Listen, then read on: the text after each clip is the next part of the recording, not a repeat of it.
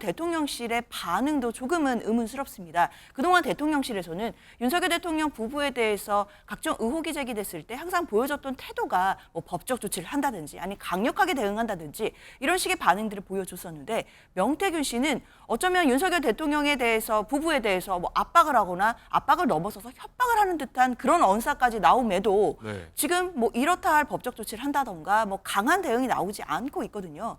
국민의 한 사람으로서 왜 대통령실에서 다른 사안과 달리 명태균 씨에 대해서는 강한 대처가 없는지. 전당대회부터 시작을 해서 서울시장 선거, 그다음에 대통령 선거, 뭐 이 당의 가장 굵직굵직한 어떤 선거들에 개입을 한 이야기를 하잖아요. 그리고 실질적으로 피해 날의 적정 시기에 어떤 그 후보가 그러니까 들고 나면 굉장히 출렁거렸던 그런 그 부분들도 있고요. 그렇다면 제가 미스테리한 게 이겁니다. 그런 선거에서 피해를 봤던, 그러니까 불법 여론조작이라고 지금 추정되는 여론조사 때문에 피해를 봤던 타 후보들이 왜 고발을 하지 않는가?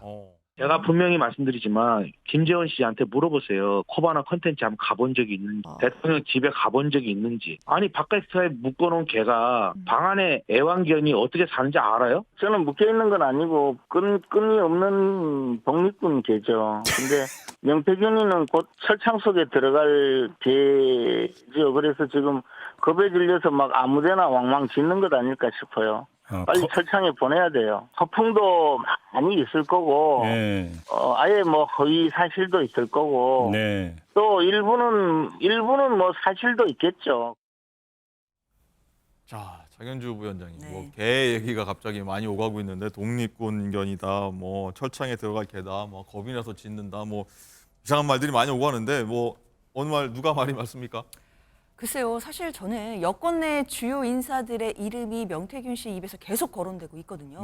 특히나 뭐 여의도에서 뭐 소위 말 좀 깨나 한다라고 하는 정치인들과도 지금 언쟁을 벌이는데 전혀 밀리거나 위축되지 않는 모습입니다. 오히려 저격까지 하고 있는 상황이고요. 하나씩 오픈하는 것도 그렇죠. 보이고요. 게다가 뭐 본인이 갖고 있는 뭐 메시지라든지 이런 부분까지도 조금씩 공개를 할 것 같다라는 생각도 드는 상황인데요. 저는 좀 의문스러운 것이 도대체 이 명태균 씨라는 사람의 이런 기고만장함 또는 뭐 자신감, 이것의 근거가 무엇인지가 참으로 궁금합니다.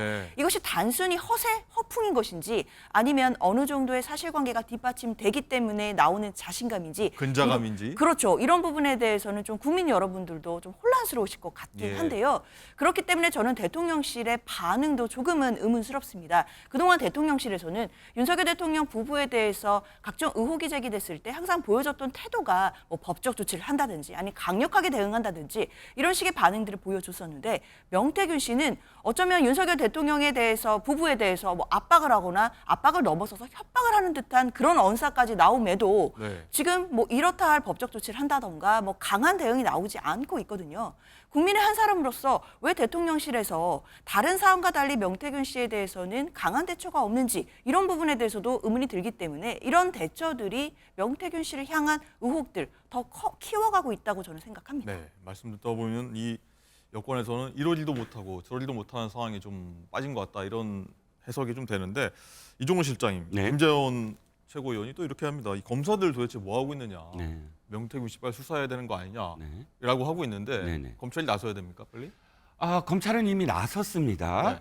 지금 아마 창원지검이 수사를 하고 있는데 이 수사는 어떤 수사냐면 2022년 재보궐 이후에 그 회계 책임자와 그다음에 명태균 씨와 그다음에 지금 김영선 의원의 회계 책임자죠. 김영선 의원 간에 지금 대단히 부적절한 그런 그 돈의 흐름이 있었어요. 거기에 대해서 선관위가 또 고발도 했고 해갖고 그 고발을 받아들여서 지금 수사에 올 초부터 들어가 있는데, 문제는 이겁니다. 김재원 의원이 이야기한 그 수사는 이것과 별개로 일단 첫 번째는 선거법 위반, 그런 불법 여론조사 조작을 통한 여론조사했다는 여론조사 조작을 통한 어떤 뭐 특정 후보 돕기 뭐 이런 부분들과 관련돼서는 수사를 왜 직접적으로 안 하느냐. 물론 검찰이 인지 수사를 할 수도 있지만 제가 미스테리하게 생각한 건 이거예요.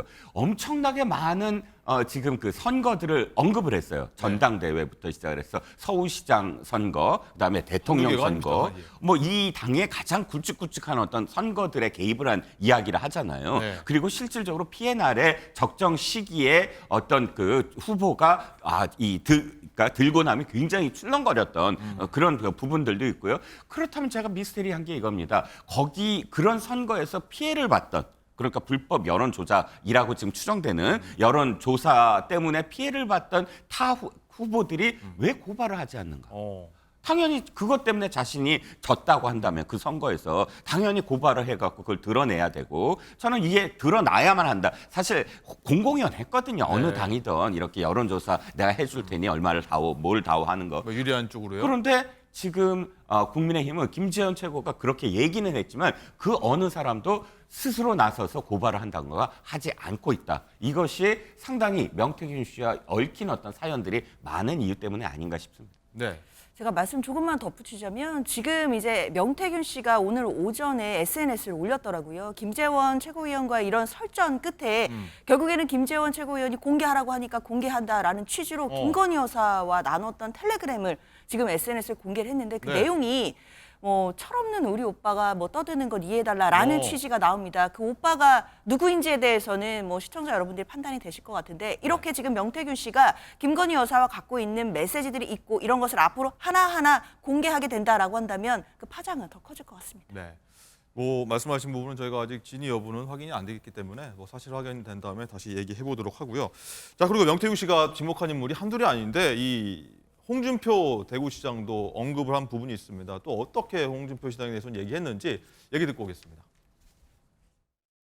아까 홍 대표님께서 자꾸 이렇게 뭐 저것저것 이렇게 말씀하시는데 저 홍준표 대표님 좋아해요. 김정희 위원장님하고 홍 대표를 30년 만에 만나게 해서 화해하는 자리도 거기에 배석하고 제가 만들어드렸어요. 그 미공표 여론조사를 위해서 56만 명 명부를 받은 저는 건 모른다니까요, 그 내용을. 그 연결은 어떻게 시켜주게 되셨어요? 홍준표 캠프 쪽에 예, 거기에 관련된 예, 사람인데 예. 저한테 물어봐서 아하, 제가 거기에다가 전에 그 일을 제가 했으니까요. 예, 그래서 5년 전에는 넘겨줬는데 예. 거기에 토스해서 준 거예요. 자, 여기에 대해서 홍 시장도 계속 SNS를 올리면서 좀 반박을 하고 있는데, 자, 이종우 실장님. 네. 명태균 씨가 2021년 국민의힘 대선 후보 경선 당시에 윤 대통령 당시 후보죠 도와서 여론 조작을 했다. 뭐 여론 조작을 알고 있었지만 문제 삼지 않았다. 뭐 이런 주장을 하는 건데, 자, 어떻게 봐야 됩니까?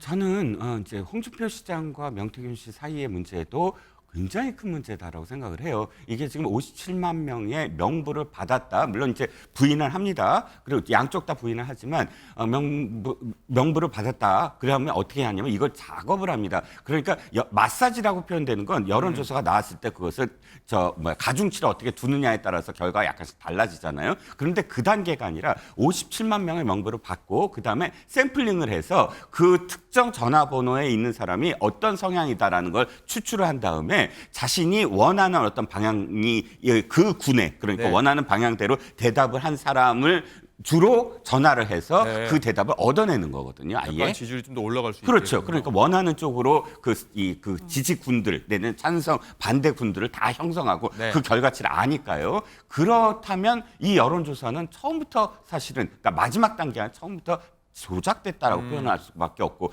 그러니까 지금 명태균 씨도 그 부분과 관련해서는 자기가 선을 긋고 있잖아요. 아니 5년 전에 넘겨줬다. 5년 전이든 4년 전이든 넘겨줬다라는 표현은 맞고요. 그다음에 아마도 PNR로 추정되는데 그 여론조사 기간은 나랑 상관이 없다. 그때는 넘겨줬다. 이렇게 표현하는 건 일단은 관련이 전혀 없진 않다라는 것이고요. 그래서 이것도 상당히 굉장히 큰 파장이고 물론 이건 진짜 엄중하게 밝혀내야 된다라고 생각을 합니다. 네.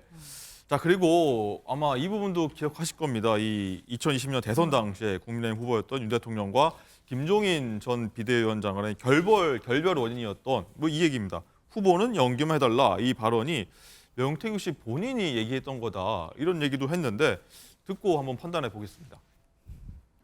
우리 김정희 위원장이 11월 3일 날 연기나 잘해라. 그거 원래 제가 한 말이거든요. 이 후보도 태도를 바꿔서 우리가 해준 대로만 연기만 좀 해달라 이렇게 부탁을 했습니다. 윤석열 대통령은 국민의힘에 들어올 생각이 저를 만날 때 제로였습니다. 제로. 그래서 싶어요. 제가 얘기한 게 투자자 배급사가 뭐냐 국민의힘, 네. 감독이 누구냐 김정희, 음. 연출은 누구냐 이준석, 음. 시나리오는 내가 짜줄게. 후보는 연기나 잘하시면 됩니다. 이거였어요. 자, 장영조 부위원장님. 네. 이 말만 들으면 이 한국 정치, 최근에 몇 년 동안의 한국 정치는 명태균 씨가 다 만든 것 같다. 킹메이커다. 이렇게도 볼 수 있을 것 같아요. 그렇죠. 지금 명태균 씨의 말이 정말 다 사실이라면 뭐 이런 유능한 킹메이커가 다시는 없을 정도로 정말 굵직굵직한 모든 정치적인 이슈에서 본인이 역할을 했다라는 것인데요. 네. 사실상 이 말을 어디까지 믿어야 될지 이런 부분들은 사실 저도 좀 의문스럽기는 네. 합니다. 그러나 이제 중요한 것은 명태균 씨가 뭐 이런 이야기들뿐만 아니라 객관적으로 가지고 있을 자료가 어느 정도까지 있느냐 이거든요. 아마 그렇기 때문에 여권에서도 이런 부분에 대해서 조금은 좀 혼란스러워하는 것 같은데 사실 이런 부분들이 이런 혼란을 빨리 잠재우기 위해서는 저는 검찰이 신속하게 수사를 하고 엄정하게 진상을 조사하는 것 이것이 가장 중요하다고 생각하고요. 그래야만 여권 내에서도 그리고 정치권에서 불고 있는 혼란도 빨리 잦아들 수 있다고 생각합니다. 네.